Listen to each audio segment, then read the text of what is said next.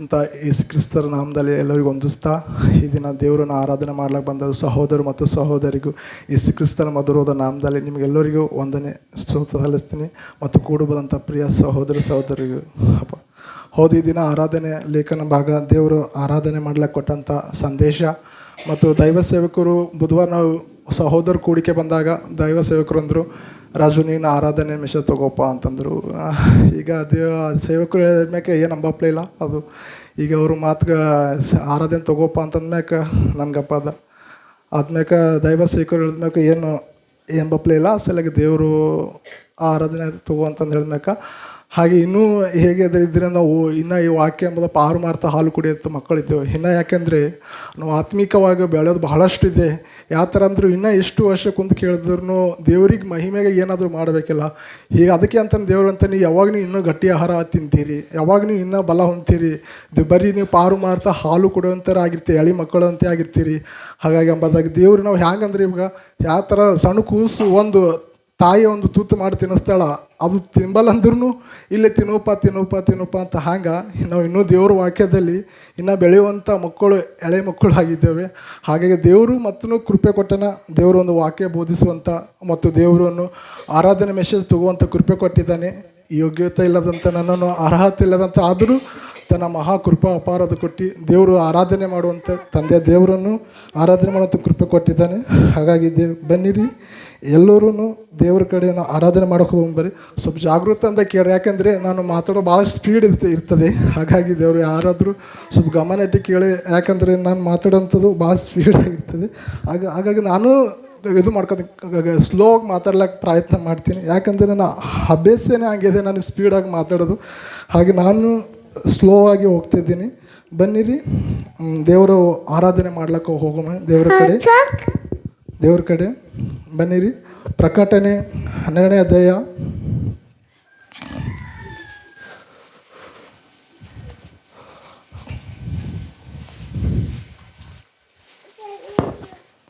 ಪ್ರಕಟಣೆ 12ನೇ ಅಧ್ಯಾಯ 12ನೇ ವಚನ.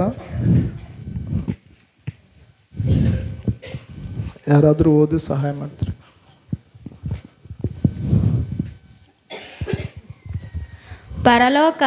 ಪರಲೋಕವೇ ಅದರಲ್ಲಿ ವಾಸ ಮಾಡುವವರೇ ಹರ್ಷಗೊಳ್ಳಿರಿ. ಭೂಮಿಯೇ ಸಮುದ್ರವೇ ನಿಮ್ಮ ದುರ್ಗತಿಯನ್ನು ಏನು ಹೇಳಲಿ.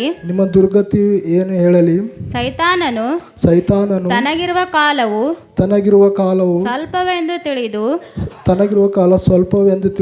ಮಹಾರೌದ್ರವುಳ್ಳವನಾಗಿ ನಿಮ್ಮ ಕಡೆಗೆ ಇಳಿದು ಬಂದಿದ್ದಾನೆ ಎಂಬುದಾಗಿ ಹೇಳಿತು.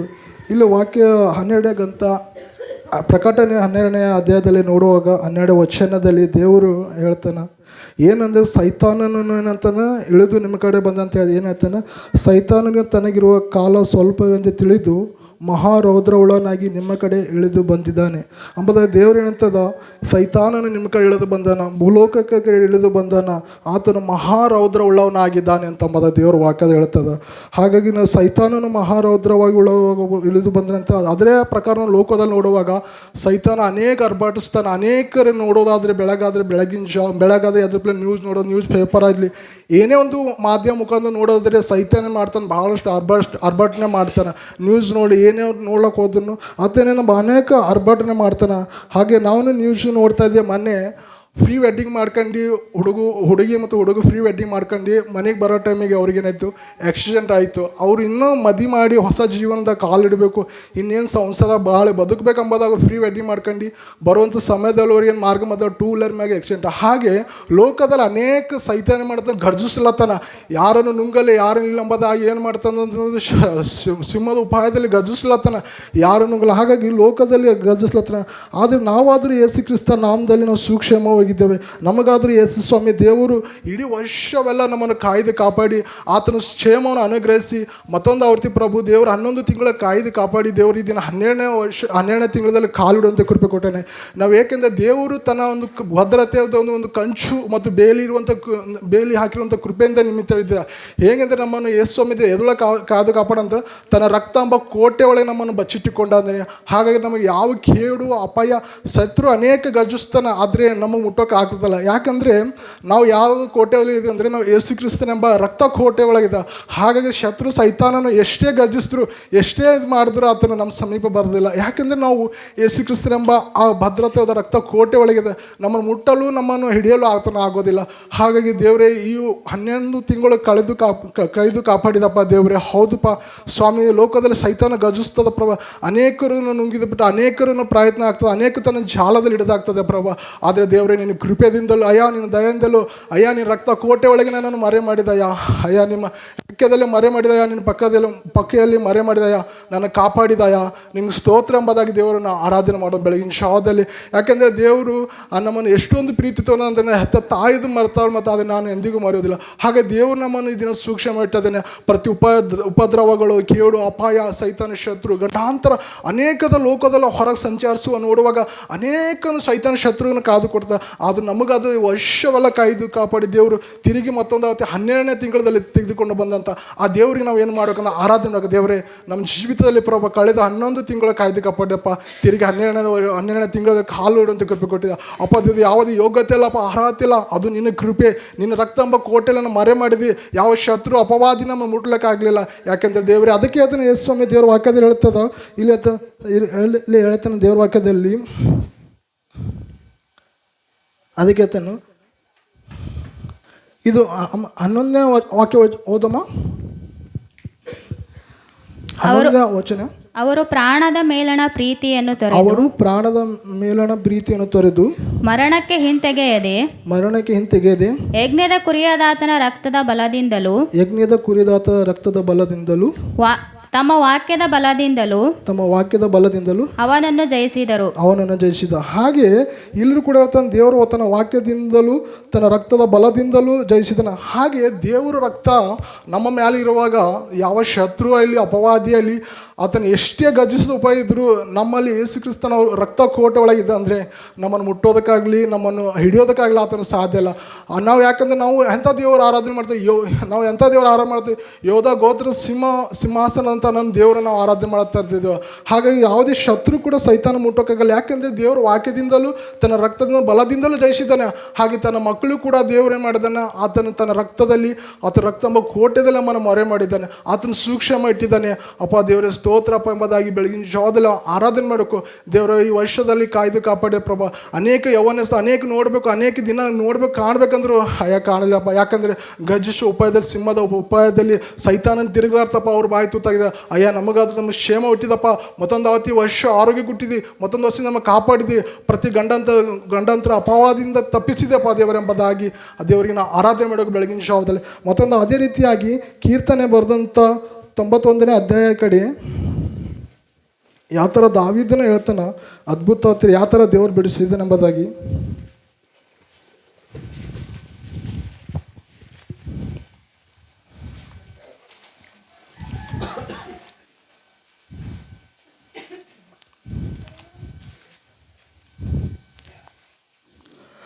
ತೊಂಬತ್ತೊಂದನೇ ಅಧ್ಯಾಯ ಕೀರ್ತನೆ 3ನೇ ವಚನ. ನಿನ್ನನ್ನು ಬೇಟೆಗಾರನ ಬಲೆಯಿಂದಲೂ ಮರಣಕರ ವ್ಯಾಧಿಯಿಂದಲೂ ತಪ್ಪಿಸುವವನು ಆತನೇ. ಆತನು ನಿನ್ನನ್ನು ತನ್ನ ರೆಕ್ಕೆಗಳಿಂದ ಒದಗಿಸುವವನು. ಆತನ ಪಕ್ಕದ ಮರೆಯನ್ನು ಆಶ್ರಯಿಸಿಕೊಳ್ಳುವಿ. ಆತನ ಸತ್ಯತೆಯೇ ನಿನಗೆ ಖೇಡವು ಗುರಾಣಿಯೂ ಆಗಿದೆ. ಇಲ್ಲಿ ಭಕ್ತ ದಾವೀದ ಅದ್ಭುತವಾಗಿ ಇಲ್ಲಿ ಹೇಳ್ತಾನೆ. ಯಾವ ಥರ ಅಂದರೆ ದೇವರು ಯಾವ ಥರ ರಕ್ಷಿಸಿದನೆಂದರೆ, ಸಿಂಹದ ಉಪಾಯದಲ್ಲಿ ನಮ್ಮನ್ನು ಸೈತಾನ ಇಡಬೇಕಂತ ಬಂದಿರುವಾಗ ದೇವರು ಯಾವ ಥರ ತಪ್ಪಿಸನೆಂಬುದಾಗಿ ಇಲ್ಲಿ ಭಕ್ತ ದಾವೀದನ ಅದ್ಭುತವಾಗಿ ಇಲ್ಲಿ ಸಂದೇಶ ಕೊಟ್ಟಾನೆ ದೇವರು. ಆತನು ಕೂಡ ದಾವೀದನ ಅನೇಕ ಸಮಸ್ಯೆ, ಆತನ ಹಿಡಿಬೇಕು, ಆತನನ್ನು ಹುಡುಕಾಕಬೇಕು, ಅನೇಕ ಸವಾಲನ್ನು ಬೆನ್ನತ್ರ. ಆದರೂ ಕೂಡ ದೇವರು ಭಕ್ತನು ಅದ್ಭುತವಾಗಿ ದೇವರನ್ನು ಅರ್ಥಕೊಂಡು ಬರ್ದನ. ನಿನ್ನನ್ನು ಬೇಟೆಗಾರ ಬಲೆಯಿಂದಲೂ ಮರಣಕರ ವ್ಯಾಧಿಯಿಂದಲೂ ತಪ್ಪಿಸುವ ಆತನೇ. ಈ ಲೋಕದಲ್ಲಿ ನೋಡೋದು ಅನೇಕ ಮನುಷ್ಯರನ್ನು ಹಿಡಿಬೇಕೆಂಬುದಾಗಿ ಮನುಷ್ಯರನ್ನು ನಮ್ಮ ಕಣ್ಣಿಗೆ ಕಾಣದ ಅನೇಕನ ಸೈತಾನ ಬಲೆ ಹಣಿತಾನೆ. ಈತನ ಹಿಡಿಬೇಕು, ಈತನ ಹೇಗಾದರೂ ನಾವು ಮನೆಯಿಂದ ಸಂಚರಿಸುವ ಮನೆಯಿಂದ ಬಿಡುವಾಗೆ ದೇವರು ಸೈತಾನ ಏನು ಮಾಡ್ತಾನೆ, ಅನೇಕ ಶತ್ರು ಸೈತಾನ ಹೊಣೆ ಆಗ್ತಾನೆ.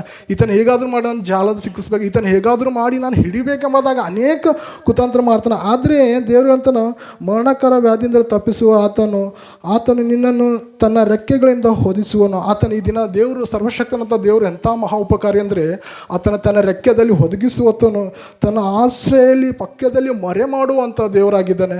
ಅಂಥ ದೇವರಿಗೆ ನಾವು ಏನು ಕೊಡಲಾಕದು, ಇಷ್ಟೊಂದು ಉಪಕಾರ ಮಾಡಿದಂಥ ದೇವರಿಗೆ ನಾವೇನು ತನ್ನ ರೆಕ್ಕೆದಲ್ಲಿ ತನ್ನ ರೆಕ್ಕೆ ಪಕ್ಕದಲ್ಲಿ ಮೊರೆ ಮಾಡುವಂಥ ದೇವರಾಗಿದ್ದಾನೆ. ಈ ದಿನದ ಅನೇಕರು ಈ ಲೋಕದಲ್ಲಿ ನೋಡೋದು, ಈ ವರ್ಷ ನೋಡೋದು, ಅನೇಕರು ರೋಗದಕ್ಕೆ ತುತ್ತಾಗಿದೆ, ಅನೇಕರು ಬರಲಾರ್ದಂಥ ರೋಗಕ್ಕೆ ತುತ್ತ. ಆದರೆ ನಮಗದು ದೇವರು ಹೇಳ್ತಾನೆ, ಮರಣಕ್ರಮ ವ್ಯಾಧಿಕರ ರೋಗ ನಾನು ತಪ್ಪಿಸುವನು ಅಂತ ಹೇಳ್ತಾನೆ. ಆತನ ಮರಣಕ್ರಮ ವ್ಯಾಧಿಯಿಂದಲೂ ನಾನು ತಪ್ಪಿಸುವತನ. ಈ ಲೋಕದಲ್ಲಿ ನೋಡೋ ಅನೇಕ ವರ್ಷದ ಅನೇಕ ರೋಗಕ್ಕೆ ತುತ್ತಾಗಿದೆ. ಅನೇಕ ಅವ್ರ ರೋಗ ಎಂಥ ರೋಗದ ಹೊರಗೆ ಬರಲಾರಂಥ ರೋಗ ತುತ್ತಾಗಿದೆ. ಅವು ಮರಣಕ್ರಮ ವ್ಯಾಧಿಕರ ರೋಗ ಆಗಿದೆ. ಆ ಮರಣಕ್ರಮ ವ್ಯಾಧಿಕರ ನಮ್ಮ ಮುಟ್ಲಿಲ್ಲ, ನಮ್ಮ ತಟ್ಟಲಿಲ್ಲ. ಅಪ್ಪ ನಿಂಗೆ ಸ್ತೋತ್ರ. ಅನೇಕರು ಈ ರೋಗದಲ್ಲಿ ಬಿದ್ದು ಅಪ್ಪ ಅವ್ರು ಹೊರ ಬರಲ್ಲ ಒದಾಡ್ಲತ್ರ ಪ್ರಭಾ. ಆದರೂ ದೇವರೇ ನಮಗಾದ್ರೂ ನಿನ್ನ ಮಹಾಕೃಪೆ ತೋರಿದಪ್ಪ ದೇವರೇ. ಈ ದಿನ ಅದು ಸೂಕ್ಷ್ಮ ಇಟ್ಟಿದಪ್ಪ, ನಿನ್ನ ಕೃಪೆದಿಂದ ನೆಮ್ಮದಿ ಬದುಕೋ ಕೃಪೆ ಕೊಟ್ಟಿದಪ್ಪ ದೇವರೇ ಎಂಬುದಾಗಿ ದೇವರನ್ನು ಆರಾಧನೆ ಮಾಡಬೇಕು ದೇವರೇ. ಯಾಕಂದ್ರೆ ಬೇಟೆಗಾರ ಬಲೆ ಅನೇಕನು ಹಂಚಾಕಿತಪ್ಪ ದೇವರೇ. ಆ ಬೇಟೆಗಾರ ಬಲೆಯನ್ನು ಹರಿದು ಹಾಕಿದಿ ಪ್ರಭಾ. ನಮ್ಮನ್ನು ಸುದೀರ್ಘವಾಗಿ ಲೋಕದಲ್ಲಿ ನಡೆಸ್ತಾ ಬಂದಿದ್ದಪ್ಪ. ಅಯ್ಯ ನಿಂಗೆ ಸ್ತೋತ್ರ ಎಂಬುದಾಗಿ ದೇವರಿಗೆ ಒಂದು ಕೃತಜ್ಞತಾ ಸ್ತುತಿಯೊಡನೆ ಈ 12 ತಿಂಗಳಲ್ಲಿ ಬಂದಂಥ ಪ್ರಿಯ ಸಹೋದರರೇ ನಾವೆಲ್ಲರೂ ಒಂದೇ ಆರಾಧನೆ ಮಾಡಬೇಕು ದೇವರೇ. 11 ತಿಂಗಳು ಕಾಯ್ದು ಕಾಪಾಡಿದಪ್ಪ, ವರ್ಷದ ಕೊಡೆ ದಿನದಲ್ಲಿ ಇಟ್ಟಿದಪ್ಪ ದೇವರೇ. ಹೌದಪ್ಪ, ಸೈತಾನ ಶತ್ರು ಅನೇಕ ಬಲಿಯಾಗಿತ್ತಪ್ಪ, ಅನೇಕ ಶತ್ರು ಹಿಡಿಬೇಕು, ಅನೇಕ ನಮ್ಮನ್ನು ಕಾದುಕೊಳ್ತಪ್ಪ.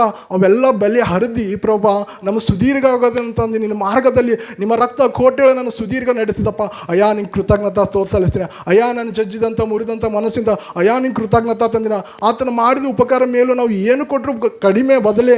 ಆತನು ಮಾಡಿದಂಥ ಪ್ರೀತಿ, ಆತನ ತ್ಯಾಗ, ಬಲಿದಾನ ನಾವು ಹೇಳೋದಾದ್ರೆ ಅದು ಸಾಲದು. ಅಷ್ಟೊಂದು ಉಪಕಾರ ಮಾಡಿದಂಥ ದೇವರು ಈ ದಿನ ನಮ್ಮನ್ನು ಸೂಕ್ಷ್ಮ ಇಟ್ಟಿದ್ದ ದೇವರೇ. ಅಪ್ಪ ನಿಂಗೆ ಸ್ತೋತ್ರ. ಆತ ಮರಣಕಂಬ ವ್ಯಾಧಿಕ ರೋಗದಿಂದ ತಪ್ಪಿಸುವತನ ಆತನಾಗಿದ್ದಾನೆ. ಈ ಲೋಕದ ಅನೇಕ ರೋಗಗಳುಂಟು, ಅನೇಕ ಮರಣಕಂಬ ವ್ಯಾಧಿಕ ರೋಗ. ಒಂದು ಸಾರಿ ಬಂತಂದ್ರೆ ಅದು ಟ್ರೀಟ್ಮೆಂಟ್, ಅದು ಮರಣದಿಂದ ಹೊರಗೆ ಬರೋದಕ್ಕಿಲ್ಲ, ಅದು ಮರಣನೇ ತೆಗೆದುಕೊಂಡು ಹೋಗ್ತಾ.